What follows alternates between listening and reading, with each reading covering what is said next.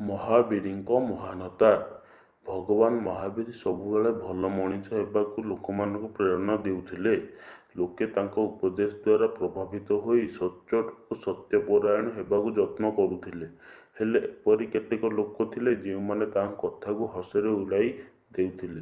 ସେମାନେ ତାଙ୍କ ଉପଦେଶ ଶୁଣି ଏବଂ ନାନା ପ୍ରକାର ଖରାପ କାମ କରୁଥିଲେ। ସେମାନେ ତାଙ୍କୁ ଭଣ୍ଡ କପଟୀ କହି ଅପମାନିତ କରୁଥିଲେ। ଦିନକର କଥା, ମହାବୀର ଅନ୍ୟ ଦିନ ପରି ଗୋଟିଏ ଗଛ ତଳେ ଧ୍ୟାନରେ ବସିଥାନ୍ତି। ପୁରନ୍ଦର ନାମକ ଜଣେ ଲୋକ ମହାବୀରଙ୍କୁ ହଇରାଣ କରିବାକୁ ଠିକ୍ କଲା। ସେ ମହାବୀରଙ୍କ କାନରେ ଛୋଟ କାଠି ଆଣି କେଞ୍ଚିଦେଲା। ନିଜର କାନରେ କାଠିର ଆଘାତ ବାଜିବା ଜାଣି ମଧ୍ୟ ସେ ନିଶ୍ଚଳ ଶାନ୍ତ ଭାବରେ ଧ୍ୟାନରେ ବସି ରହିଲେ। ହେଲେ ପୁରନ୍ଦର ସେତିକିରେ ସନ୍ତୁଷ୍ଟ ହୋଇ ରହିପାରିଲେ ନାହିଁ। ସେ ସେହି କାଠିଟିକୁ ଧରି ଧ୍ୟାନମଗ୍ନ ମହାବୀରଙ୍କ କାନ ଓ ଆଖିରେ ପୂରାଇବାରେ ଲାଗିଲା। କାଠିଟି ବାଜିବାରୁ ଧ୍ୟାନସ୍ଥ ମହାବୀରଙ୍କର କାନ ଆଖିରୁ ରକ୍ତ ଝରିବାକୁ ଲାଗିଲା। ତଥାପି ମହାବୀର ଶାନ୍ତ ହୋଇ ବସି ରହିଲେ। ତାଙ୍କ ମୁହଁରୁ କଷ୍ଟର ଚିହ୍ନବର୍ଣ୍ଣ ମଧ୍ୟ ଜଣାପଡ଼ୁ ନଥିଲା।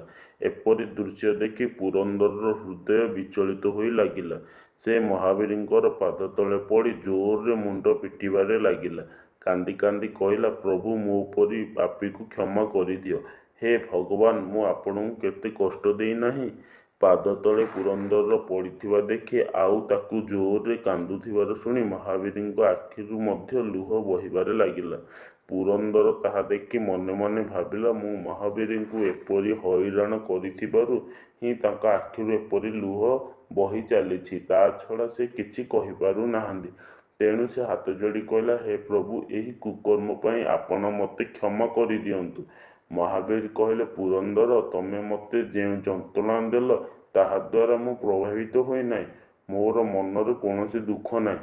ମହାବୀରଙ୍କର ଏପରି ଉତ୍ତର ଶୁଣି ପୁରନ୍ଦର ପୁଣି ଆଶ୍ଚର୍ଯ୍ୟ ହୋଇ କହିଲା, ପ୍ରଭୁ, ଆପଣ ତେବେ କାନ୍ଦୁଛନ୍ତି କାହିଁକି? ମହାବୀର କହିଲେ, ଶୁଣ ପୁରନ୍ଦର, ମୋତେ କୌଣସି ଯନ୍ତ୍ରଣା କଷ୍ଟର ଅନୁଭୂତି ଜଣାପଡ଼େ ନାହିଁ। ତୁମର ଏହି କ୍ରୂର ପ୍ରବୃତ୍ତିର କାରଣରୁ ମୋତେ ଦେଇଥିବା ଦୁଃଖ ନିମନ୍ତେ ଭବିଷ୍ୟତରେ ତୁମକୁ ମିଳିବାକୁ ଥିବା କର୍ମଫଳ କଥା ଭାବି ମୁଁ ଦୁଃଖିତ ହେଉଛି। ଏପରି ଖରାପ କାମର ଫଳ ତ ତୁମେ ହିଁ ଭୋଗିବାକୁ ହେବ। ଏହି କାମର ଫଳକୁ କେବେ ବି କାଟିପାରିବେ ନାହିଁ। ଯିଏ ଯେପରି କାମ କରିବ ସେ ତାର ଅନୁରୂପ ଫଳ ଭୋଗ କରିବ। ହଜାର ଯଜ୍ଞ ପୂଜାପାଠ ଦ୍ୱାରା ମଧ୍ୟ ତୁମେ କଲା କର୍ମର ଫଳକୁ ଟାଳିପାରିବ ନାହିଁ। ତେଣୁ ଭଲ ଓ ଖରାପ କାମର ଫଳ ତ ମିଶିକରି ହିଁ ରହିବ। ଏହା ଶୁଣି ପୁରନ୍ଦରର ମନରେ ଅନୁତାପ ସୃଷ୍ଟି ହେଲା। ବାରମ୍ବାର ଦୁଃଖ ଦେଇ ମଧ୍ୟ ମହାବୀର ମୋ ପ୍ରତି କୌଣସି ଖରାପ ଭାବନା ପୋଷଣ କରିନାହାନ୍ତି। ବରଂ ମୋର ଭବିଷ୍ୟତର ଦୁଃଖକୁ ଦେଖି ମୋ ପ୍ରତି କରୁଣାପୂର୍ଣ୍ଣ ସହାନୁଭୂତି ଭରା ବ୍ୟବହାର କରିଚାଲିଛନ୍ତି। ଏହା ନିଃସନ୍ଦେହରେ ତାଙ୍କର ମହାନତାର ପରିଚୟ ଆଉ ମୋର ନୀଚତାର ପରିଚୟ।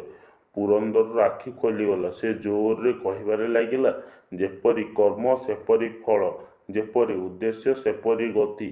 ସେ ମନେ ମନେ ପ୍ରତିଜ୍ଞା କଲା, ଏହା ପରଠାରୁ ଆଉ କେବେ ବି ଖରାପ କାମ କରିବି ନାହିଁ। ଏହିପରି କାମ କରିବ ଯାହା ତାକୁ ସୁଖ ଆଉ ଶାନ୍ତି ପ୍ରଦାନ କରିବ ଏବଂ ମରିବା ପରେ ମଧ୍ୟ ଯଶର ଅଧିକାରୀ କରାଇବ। ଯେଉଁ କାମ କରିବ ସେହିଭଳି ଫଳ ମିଳିବ। ତେଣୁ ସତ୍କର୍ମ କର।